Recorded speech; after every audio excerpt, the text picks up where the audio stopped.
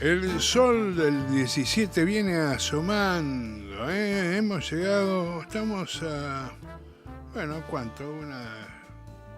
Menos de una semana del 17 de octubre, una fecha fundamental en la historia del peronismo y del país, y una de las fechas de movilizaciones populares más significativas también del mundo entero.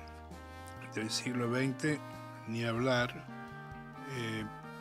Y bueno, estamos tratando desde aquí, desde esta tribuna, desde este programa y desde todo el canal EVA TV, contar un poco cómo fueron aquellas cosas que se han perdido, sin duda, muchas en el tiempo, y por otro lado, no solamente por una cuestión biológica, que hay mucha de la gente que participó de aquellos acontecimientos, que fue protagonista, que estuvo en la plaza, que se movilizó, que paralizó el país para salir en rescate de un coronel que había dado absolutamente todo, inclusive había puesto en riesgo su propia vida por el compromiso que había asumido de trabajar por los trabajadores, por los más humildes, por los que forjaban la riqueza con sus manos, la riqueza de la patria, pero nada recibían a cambio, o muy poco recibían a cambio.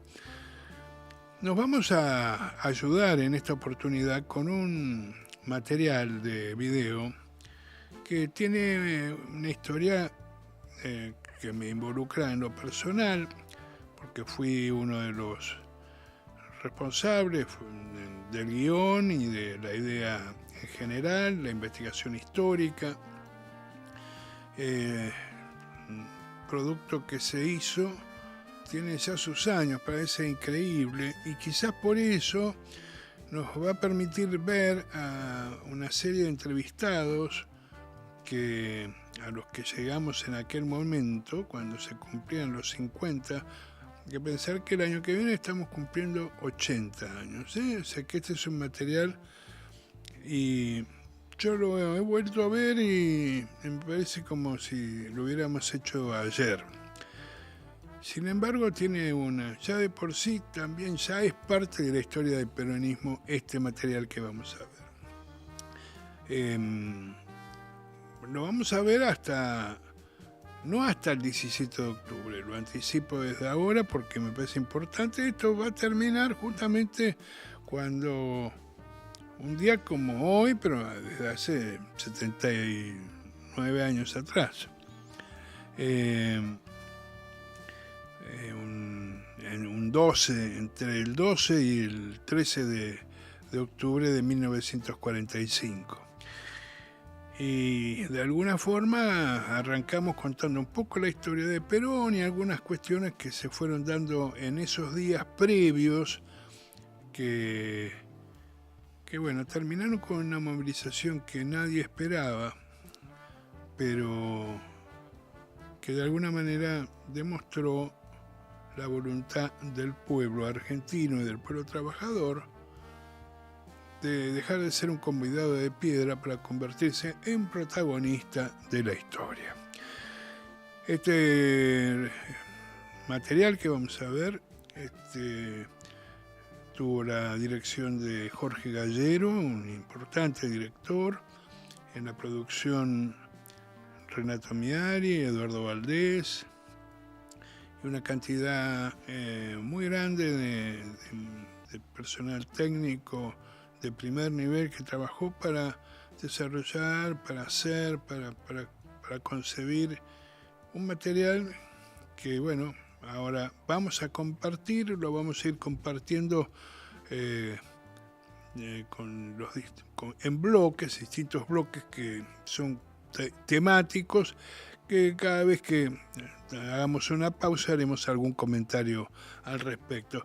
Así que bueno, los invito a que no se lo pierdan, vale más que la pena, y no porque lo diga pensando que uno participó, sino porque cuenta un hecho que nos cambió la vida a todos y también hay que valorar la presencia de muchos compañeros y algunas compañeras que dan su testimonio, que bueno, los años han pasado y hoy ya no están para dar ese testimonio en directo, pero por suerte pudimos registrarlos, ahí están y nos cuentan cómo eran las cosas y cómo fueron y por qué sucedió lo que sucedió.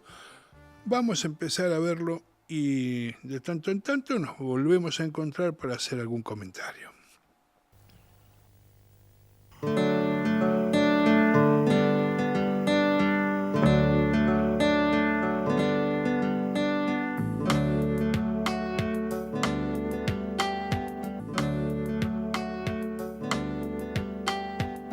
Lobos, provincia de Buenos Aires. En esta casa, el 8 de octubre de 1895, nació Juan Domingo Perón. Era el segundo hijo de Mario Tomás Perón y de doña Juana Sosa. Su apellido paterno era originario de Cerdeña y por sus venas corría una mezcla de sangre vasco-francesa, escocesa y criolla. Hasta los 5 años, Perón vivió en este solar. Luego, sus padres se trasladaron a la Patagonia, a una estancia cercana a Río Gallegos. Tiempo después, escapando de los rigores climáticos de la zona, se instalaron en Chubut. En 1904, junto a su hermano Mario Avelino, Perón viajó a Buenos Aires para realizar estudios primarios. Si bien casi ingresa a la carrera de medicina, estaba escrito que ese no sería su destino. El 1 de marzo de 1911, Juan Domingo Perón, vistiendo el uniforme de cadete, ingresaba al Colegio Militar de la Nación. 2 años más tarde, egresaba con el cargo de subteniente de infantería. En 1930 fue ascendido a capitán y 6 años más tarde a teniente coronel. En 1938 muere Aurelia Tizón, su primera esposa, con quien se había casado 10 años antes. A mediados de febrero de 1939 viaja a Italia, donde realiza estudios de perfeccionamiento en un regimiento alpino. El último día de 1941 es ascendido a coronel. Yo era socia del Club Hípico y además iba a andar acá a caballo. Entonces ahí supe conocer al coronel. Que yo le dije, él hablaba muy bien y prometía cosas hermosas que después cumplió. Mire, coronel, usted habla muy bien. Yo soy rosista, me digo. Pero si usted cumple su palabra tal como lo expresa, yo en vez de ser rosista voy a ser peronista. Eso le dije a Perón en aquel entonces. Estampa, caballero, caballero de fina estampa, un lucero que sonriera bajo un sombrero, no sonriera más hermoso ni más luciera. Caballero, en tu andar, andar, reluce la cera, andar, andar. Yo nunca había visto un tipo tan seguro de sí mismo y de lo que él, y de lo que transmitía de seguridad él. Buenos Aires, 8 de octubre de 1945.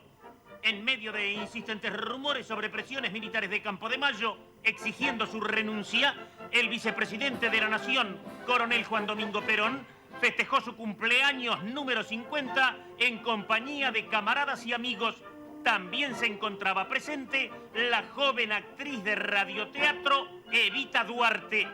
El planteo concretamente era que Perón o modificaba totalmente su estructura política, institucional e incluso personal, o Campo de Mayo les pedía la renuncia.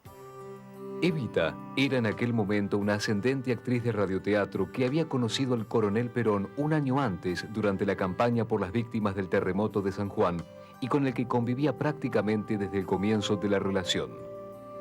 Abrid esa puerta o no respondo. Obedeced, villano. Es mi señora. Pero soy vos. Vos sois. O aún estoy soñando. Interrumpimos la emisión del radioteatro 500 años en blanco que protagoniza la primera actriz Evita Duarte para dar paso a una información de último momento. Buenos Aires, 9 de octubre de 1945, el coronel Juan Perón renunció a los cargos de vicepresidente, ministro de Guerra y secretario de Trabajo y Previsión que venía desempeñando hasta el momento. Y bueno, así arrancamos un poco con la historia de Perón, rápidamente, sintéticamente contada, pero que más o menos nos planta al personaje, de dónde vino, su historia. Obviamente, en estos 30 años que han pasado desde que hicimos este material, hemos encontrado muchísimo material nuevo, algunas cosas que han sido importantísimas desde el punto de vista de orientar mejor las búsquedas o entender mejor algunas cuestiones. Pero bueno, igual creo que cumple perfectamente el objetivo que nos habíamos propuesto, que quizás con los años empezamos a entender muy bien la importancia que había tenido la situación tanto por parte de Eva como de Perón, de haber sido ambos hijos, digamos, no reconocidos. ¿Por qué? Porque el padre de Perón tardó como 3 años en anotarlo con su apellido. Mientras tanto, su nombre era Juan Sosa, Juancito Sosa se lo conocía. Y bueno, y Eva lo mismo también. Esto fue algo que sin duda los marcó a ambos, y también los marcó cuando ambos, digamos, se lo contaron uno al otro en el momento en que empezaron a construir esa maravillosa historia de amor que fue la historia de Perón y Evita. Eso de alguna manera años después lo pusimos, pero en otro producto que también cuenta con por lo menos idea y algunos aportes originales míos y de la misma gente que trabajó en esto, que fue la historia de Juan y Eva. Una película fantástica y hermosa que de alguna manera sí refleja ese tema y plantea el tema de que ambos eran hijos no legalmente inscriptos, de alguna manera. Eran situaciones que no eran fáciles de aceptar y que marcaban en definitiva parte de la vida de las personas en el siglo XX, que los vio desarrollarse, crecer y finalmente morir a ambos. Otro detalle, nosotros damos por sentado lo de Lobos. Hay algunas teorías y hay algunos historiadores que plantean la posibilidad de que Perón haya nacido en algún otro lado, en Roque Pérez, creo que es el lugar donde hay quienes lo plantean, pero nosotros tomamos como válida, eso es una decisión, pero dejamos abierta a investigaciones que logren demostrar más fehacientemente la posibilidad de que haya sido en otro lugar. Pero ahí quedamos con la situación de la renuncia, justamente.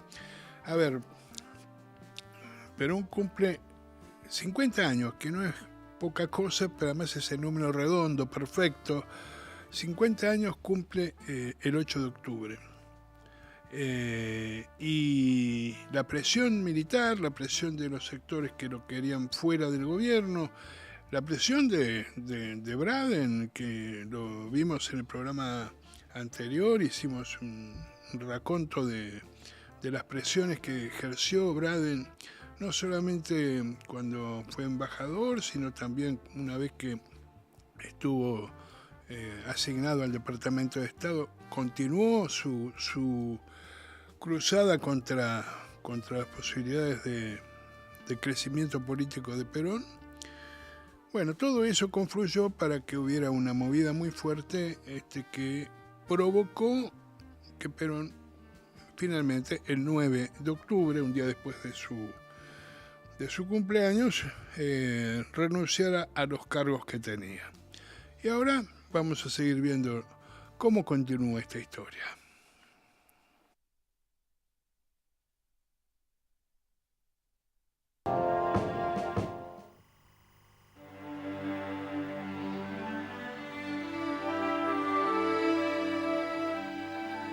Al día siguiente de su renuncia,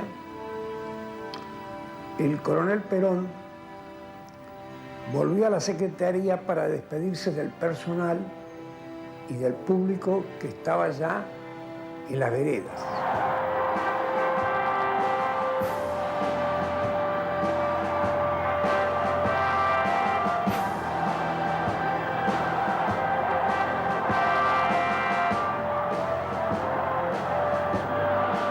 El día 10, una jugada de Mercante logra que el todavía ministro del Interior, Jazmín Hortensio Quijano, le conceda poder despedirse de los colaboradores del Ministerio, de la Secretaría, y hablar a los trabajadores desde la calle Perú 160, donde se improvisa un palco, y donde, según dicen los diarios, se llegaron a reunir más de 40.000 trabajadores para escucharlo al coronel. Y bueno, allí pronunció una pieza realmente llamativa y que hay que estudiarla. Hay que estudiarla porque ahí él se adelanta en lo que dice a los que después vienen a decir que él se había declarado ya rendido, perdido y que no quería saber más nada. Cuando él en esa frase de ese discurso dice, venceremos en 1 año o venceremos en 10, pero venceremos porque la historia marcha hacia donde nosotros vamos. Es la historia la que nos acompaña.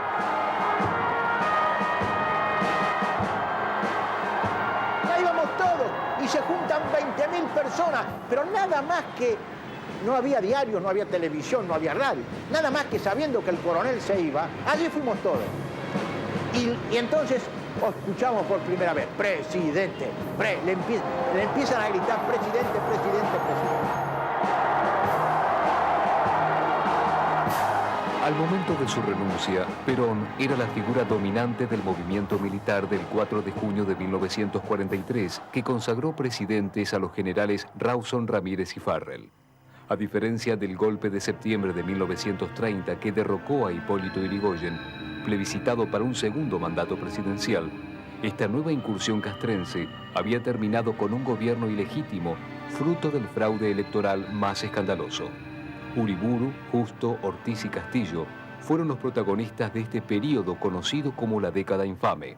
Voces solitarias, como las de Lisandro de la Torre y de Forja, ponían al descubierto la trama secreta de la entrega del país para que se enriqueciera una minoría.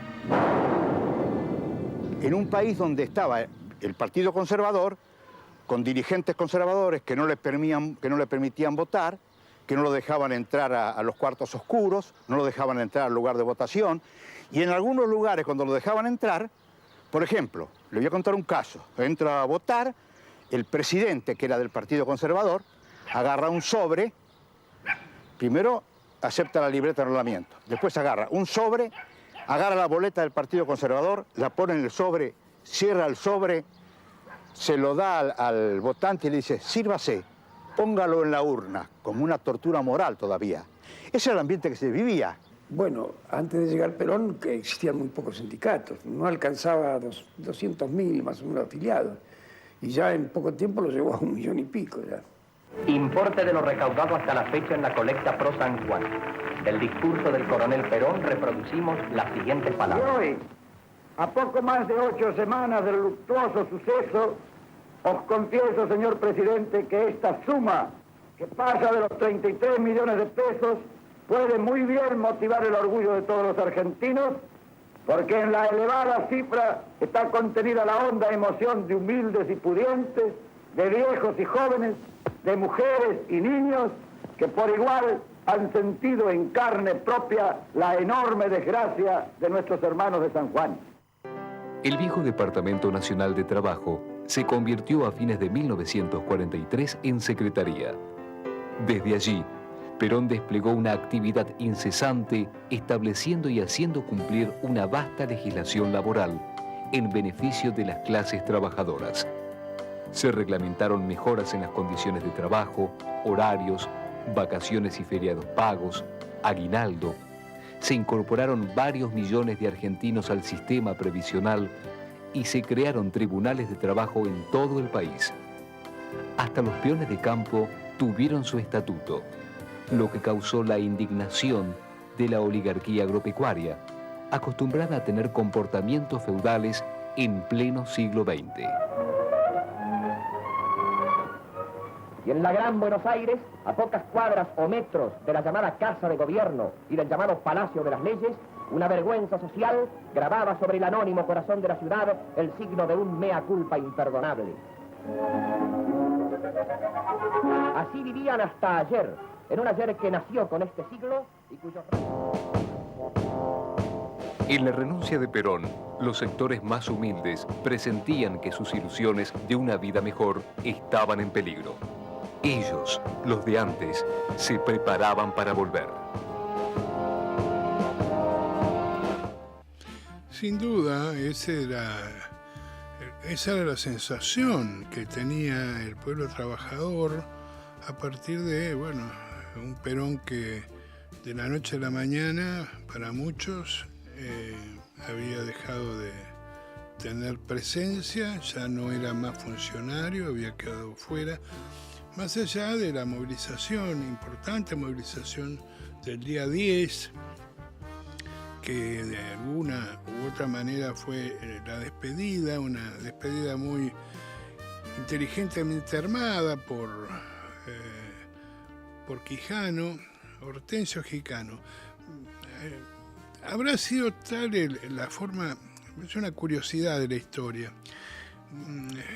Muchas veces se lo nombra como Jazmín Hortensio Quijano, como si Jazmín fuera su nombre real. En realidad su nombre era Juan Hortensio Quijano, pero una travesura a la que estaba acostumbrado a hacer Natalio Botana, el creador y dueño del diario Crítica, uno de los diarios más importantes de la Argentina de aquellos tiempos, le empezó a poner Jazmín para molestarlo simplemente, cuando era solamente un dirigente del radicalismo, de ese radicalismo que cuando llegó el momento de tomar una decisión, de decir qué iban a hacer frente a los destinos del país, de un país que estaba manejado por los conservadores fraudulentos, a esa década infame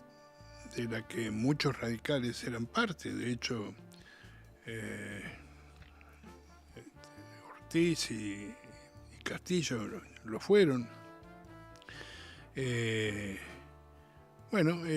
Decidió abrir un sector que ya en aquel momento propiciaba, uno de los primeros sectores en propiciar el radicalismo de Junta Renovadora de Quijano, en propiciar la candidatura de Perón a la presidencia. Y el propio Perón, de alguna manera, tuvo que salir en medio de todas las presiones que estaba sufriendo, tuvo que salir a desmentir inmediatamente que él no tenía ningún tipo de pretensión en ese sentido. No solamente presiones, sino que un día antes, el 8, el día de su cumpleaños, iba a Campo de Mayo, tenía que ir a dar una charla y ahí estaba planificado su asesinato. Y esto es un hecho absolutamente real, confirmado y comprobado desde hace muchísimos años. Se lo esperaban para asesinarlo. Pero bueno, quiso el destino que por motivos diversos no fuera, y esa intentona quedara, como tantas otras a lo largo de su vida, quedan desbaratadas. Así que estamos en un momento importante. Vimos de alguna manera una síntesis de los motivos por los cuales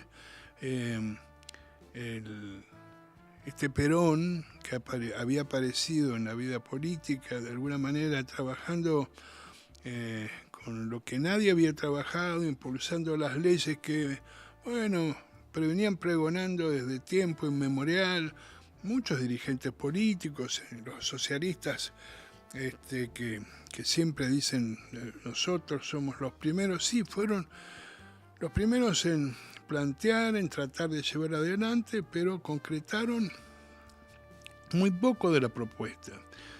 Y en definitiva, fue el peronismo quien logró, y Perón particularmente, quien logró llevar adelante muchos proyectos que venían y tenían antecedentes, tanto del socialismo como del radicalismo, pero muchos otros que ya tenían que ver básicamente con la propia impronta del peronismo, es decir, con su propia impronta y con sus propios lineamientos, con su propio pensamiento, con los principios filosóficos que animaban toda la acción de gobierno de los gobiernos peronistas. Así que bueno, vamos a continuar con esta historia que estamos viendo. Esto es un producto, un material que se hizo para cuando el 17 de octubre cumplía 50 años. Y hemos visto, y no está de más recordarlo, figuras que hoy ya no están. Ahí tenemos a Alberto Proya, era un dirigente de la zona de Berisso, un dirigente gremial de la zona de Berisso. René Orsi, un historiador platense extraordinario. Hay libros fantásticos que merecen ser releídos, porque nos enseñan, y mucho, nos enseñaron a muchos que leímos sus libros siendo jóvenes, pero todavía tienen el valor y la vigencia de lo que está bien hecho. Lo vimos a Juan Puigbo, un dirigente de ese primer peronismo, un dirigente político fantástico, excepcional. Recuerdo muy bien el momento que fuimos a hacer las imágenes ahí en un despacho. Precisamente buscamos un despacho en la legislatura, porque ese era el lugar donde funcionaba la Secretaría de Trabajo y Previsión, y logramos su testimonio. Y también ahí te apareció, que en aquel momento era senador, Antonio Cafiero, un protagonista también muy joven, un hombre, sí, también de la primera hora del peronismo, que recordaba con mucha alegría aquel día en donde Perón, aún en una aparente derrota, salía fortalecido porque el pueblo trabajador salió a la calle a acompañar su despedida, y después, sin duda, continuó. Los días que vinieron, el pueblo siguió ahí junto a él, camino a ese 17 que estaba tan próximo, aunque nadie parecía verlo venir. Vamos y seguimos viendo este material y después volvemos para hacer algunos comentarios. Buenos Aires, 12 de octubre de 1945.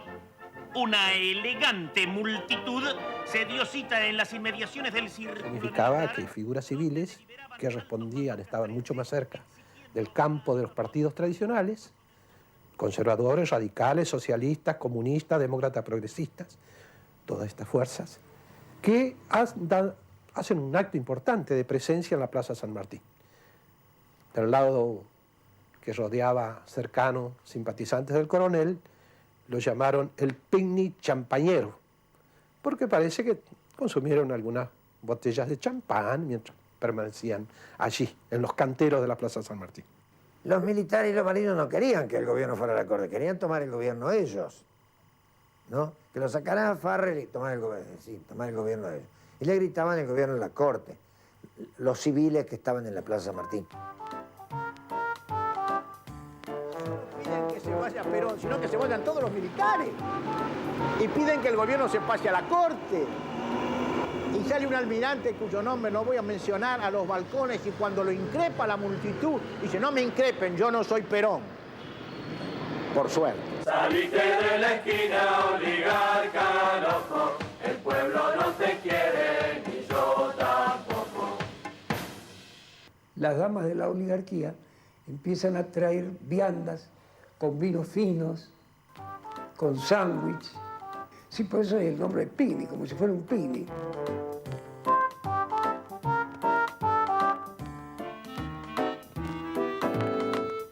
Un mes antes, el 19 de septiembre, la oposición al gobierno y a Perón había sumado sus fuerzas en la llamada Marcha por la Constitución y la Libertad, que en uno de sus tramos fue encabezada por el recientemente designado embajador de los Estados Unidos, Spruill Braden.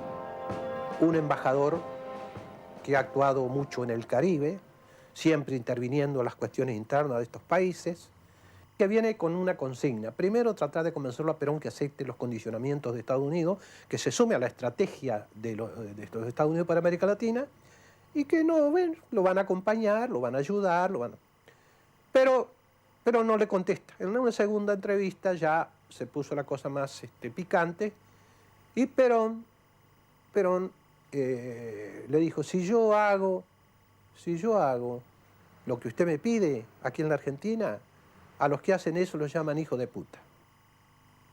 Lo que no puedo concebir es que haya americanos que por un indigno espíritu de partido se unan al extranjero para humillarnos y llevarnos a tiempos peores que la dominación española.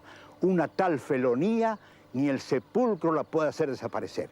Esas fueron las palabras del general San Martín que quedarán grabadas en la historia, ¿no es cierto?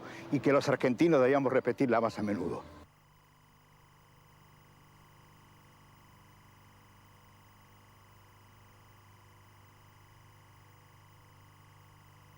Ese mismo 12 de octubre, el coronel Domingo Mercante hizo una reunión, todavía era funcionario, no lo habían destituido el día 12, en la Secretaría con muchos dirigentes gremiales de distintos gremios.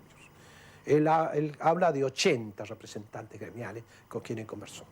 Y se pusieron de acuerdo para movilizar a la gente. En el negocio de carnes, primera es la del novillo, la del hombre vale apenas para el rebenque o el cuchillo.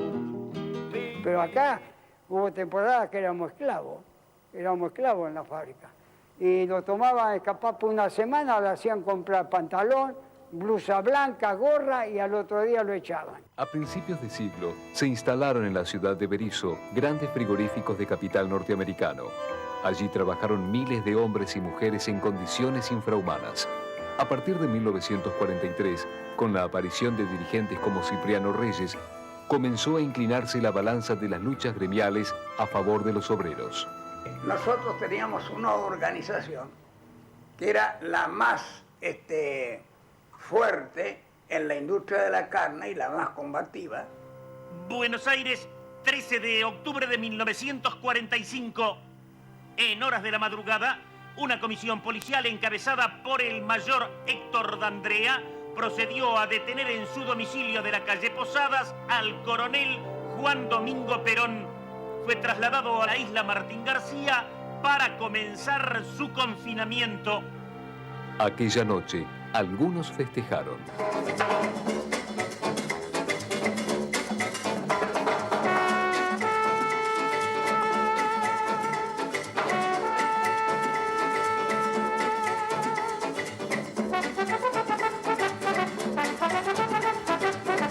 Bueno, estamos viendo ahí la fiesta de la oligarquía que sin duda festejó como como nunca aquel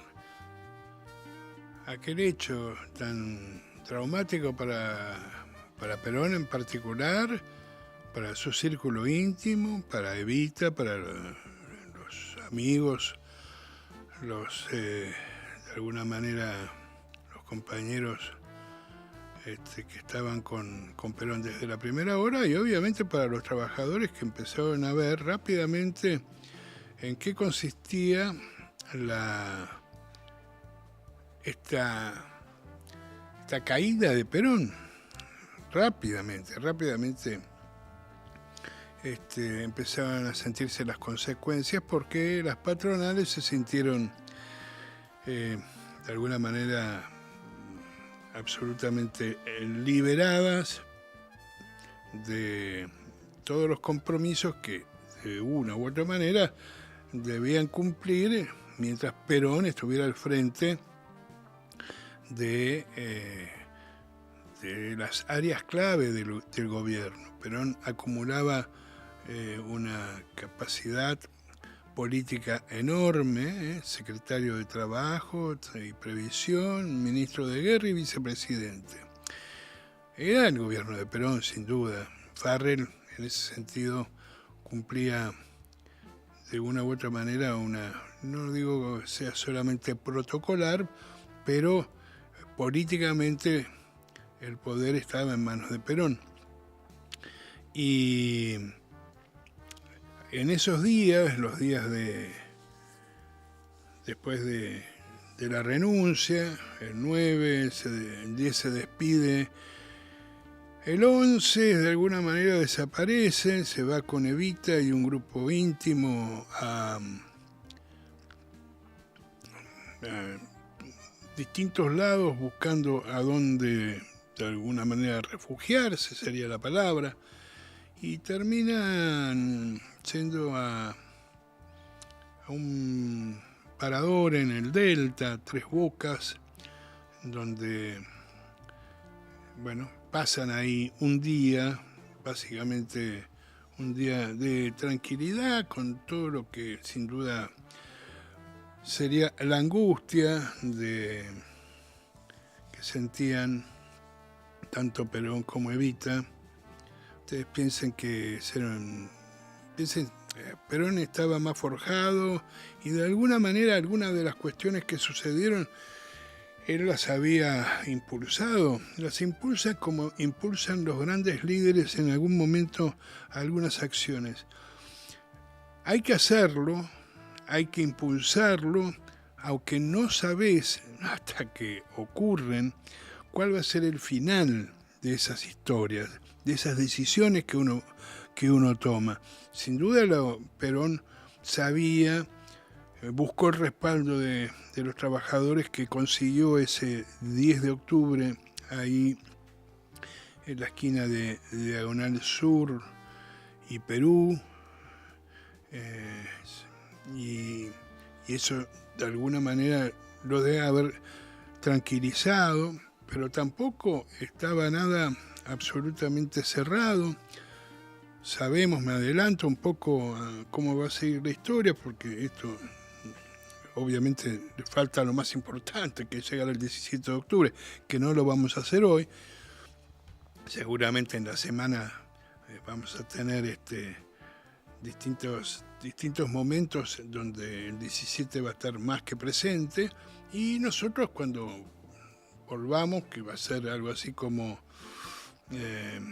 calculo va a ser el 19, el sábado 19, va a ser San Perón, digamos, ¿no? Porque ahí nació ese famoso Mañana es San Perón que trabaja el patrón, después del 17 de octubre, o sea que San Perón fue el 18, pero nosotros nos vamos a tomar un día más y volveremos a encontrarnos para hablar un poco, seguir hablando y quizás mostrar algunas de las partes de este material que justamente lo cortamos ahí, en el momento en que el general Perón, el coronel en ese entonces, es detenido y llevado a Martín García. Esos 2 días donde estuvieron de alguna manera buscando algún lugar, finalmente no era tan difícil encontrarlo. Finalmente vuelve Perón a la casa de la calle Posadas, donde Posadas al 1500, donde tenían 2 departamentos, en uno vivía Evita, en el otro Perón, pero después, bueno, compartían obviamente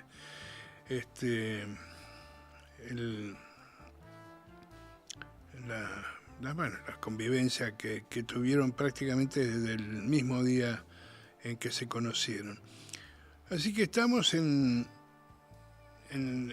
la antesala de lo que es el 17 de octubre. Lo que viene de ahora en más son días de incertidumbre, de jolgorio por parte de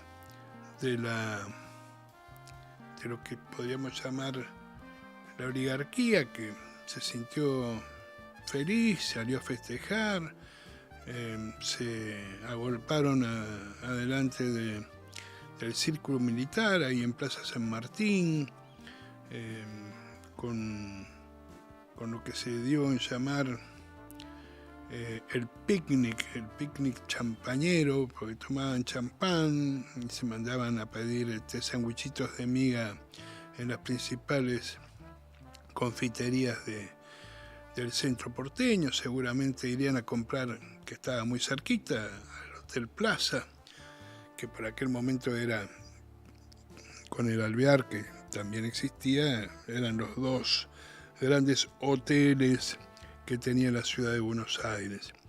Así que, bueno, pero igual les duró poco, les duró unos días. Pero es como que